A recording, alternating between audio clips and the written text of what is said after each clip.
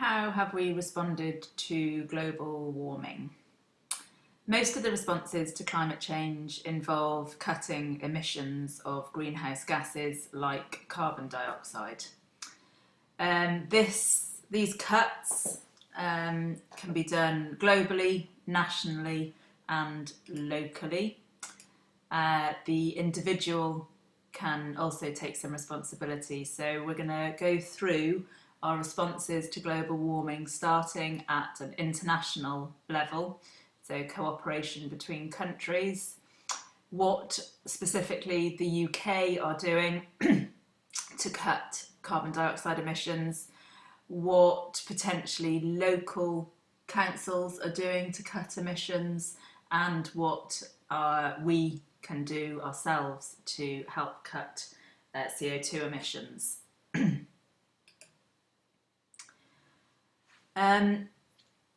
There have been several global agreements and global meetings that have taken place where global world leaders have discussed climate change and our options for dealing with it. Global agreements are always really tricky, and because the greenhouse effect and the pollution doesn't recognise political boundaries, it doesn't recognise that the UK's pollution should cause problems for the UK. Agreements between nations are often very tricky. These are the major ones. The most important one that you need to know about is the Kyoto Protocol meeting. So this is your spelling here, 1997 Kyoto Protocol. Most countries of the world met in Kyoto in Japan. It's a city in Japan, and they signed an agreement to cut global emissions by 5.2% from 1990 level, and they had until 2012 to do that. So the emissions in 1990, they agreed to cut them by 5.2% by 2012. This was the first such agreement.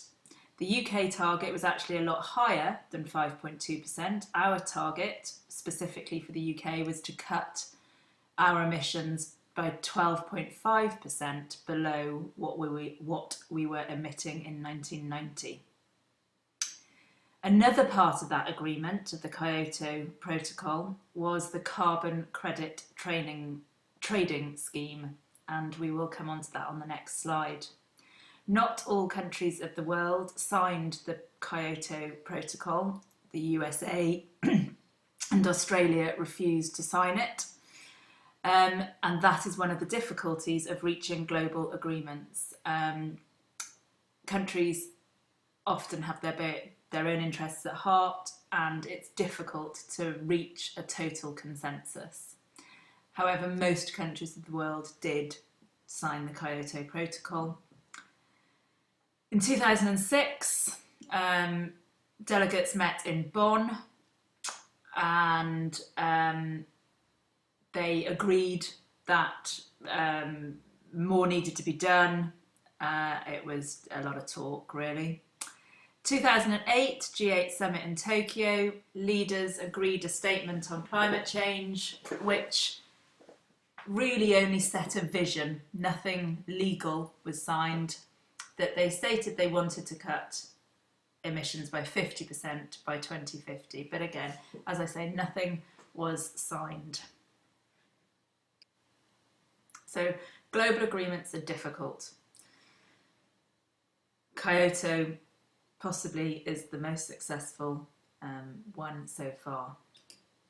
Part of the Kyoto Protocol, as I mentioned, was the carbon credit scheme.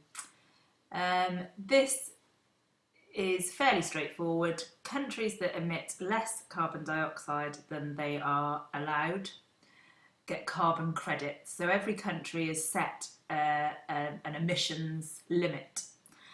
And if you fall below that emissions limit, you are given carbon credits.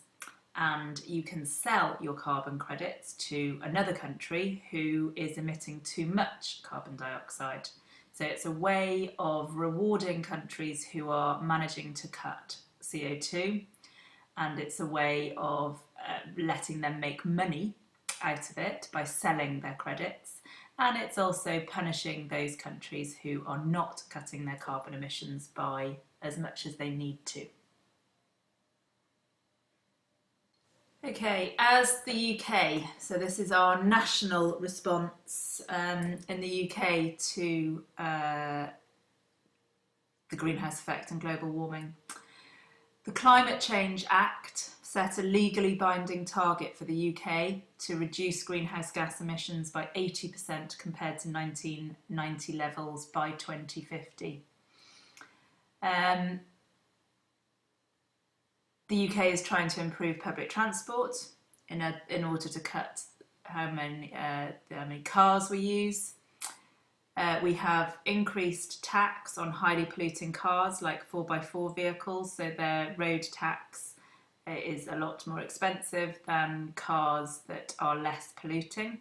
Some cars are now on the market which have good enough emissions that they don't pay any car tax at all, whereas 4x4 vehicles pay very high car tax. It's a way of taxing the polluter. Filters, called scrubbers, which I quite like, can be fitted on power stations to try to filter out some of the pollutants given off. And we are actively promoting the use of alternative energy sources like wind and solar power. UK is investing significantly in wind power, but it's still, overall, it contributes very little to our fuel supply. On a local scale, the City of London introduced the congestion charge, which I think, oh gosh, how much is it now? £10 a day, might be more than that now. It started at 8, certainly. With the aim of discouraging the use of cars in the capital city, get people onto public transport. They're far less polluting, they give off far fewer emissions.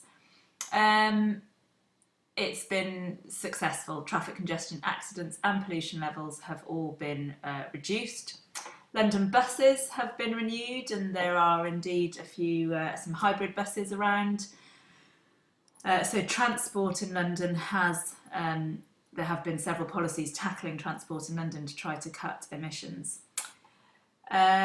In our county of Buckinghamshire, as well as every county around the UK, every local authority has had to increase their recycling of waste materials. They all have targets to meet. And recycling helps by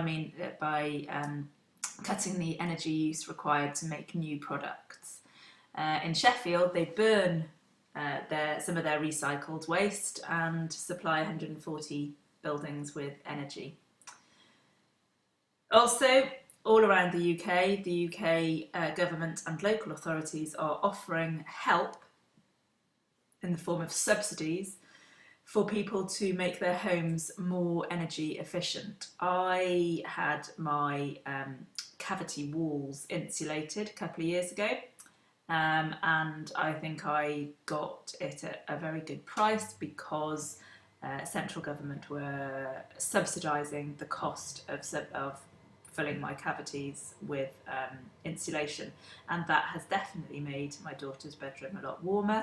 It stops the escaping heat, so I don't have to put as much heat into my house. My house retains more of the heat. Loft insulation, also there are subsidies around for that.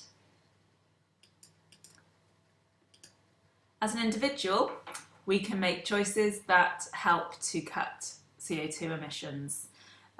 Probably you only need to pick out 3 of the bullet pointed list below. Right, you don't really need to write too much of this down, if I'm honest. It's just a general kind of understanding of the difficulties. Poor countries argue that it's not fair. We've been polluting the atmosphere since the Industrial Revolution. In the main, it's our fault. It's rich countries' fault that the atmosphere now has too many greenhouse gases in it. And they argue it's not fair that they now are not allowed to grow their economies in the same way that we did.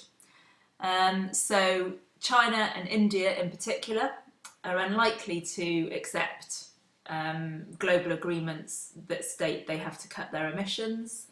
They would prefer a system of emissions per head.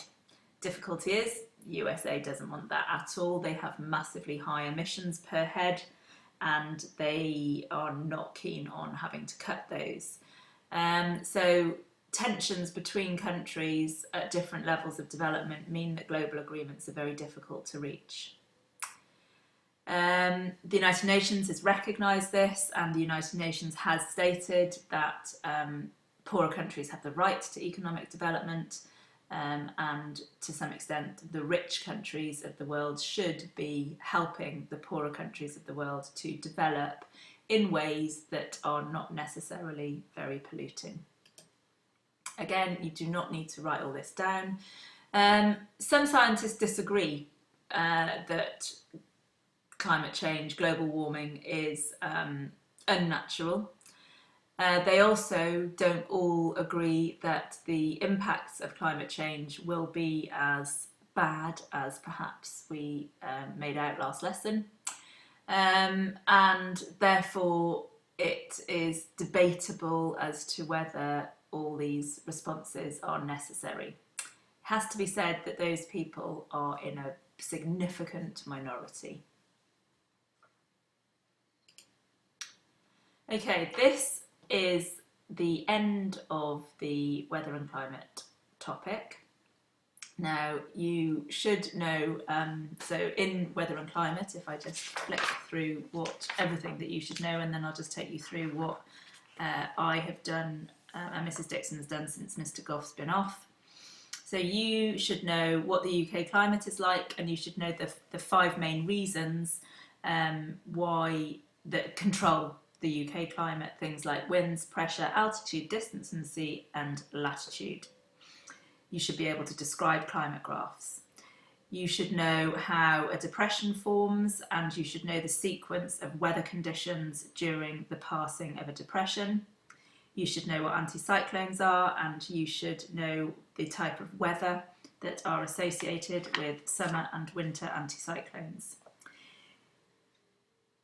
You should know what tropical revolving storms are, and you should have a case study that has causes, consequences and responses to a particular tropical revolving storm. Since Mr. Goff has been off, you have done tropical revolving storms. I took you through, I hope, extreme weather in the UK. What is extreme weather? Evidence that it is becoming more extreme, examples of extreme weather and impacts of extreme weather, and importantly, how the UK is responding to this. There's a page in the book that takes you through the Met Office's warning system. Don't ignore that, that was set as a piece of work. We have done evidence that climate change is happening, and this is now on the screen, how the greenhouse effect is causing global warming, the gases that make it happen and where they come from, the impacts, both positive and negative, around the world and for the UK. And today you have heard about our responses to global warming. And finally, at some point, somebody has or will be taking you through how to describe and explain climate graphs, and you should know how to describe trends on graphs. It's important. Take the hint. Okay, I'm nearly out of time. 14 and a half minutes. Thank you, whoever is covering the lesson.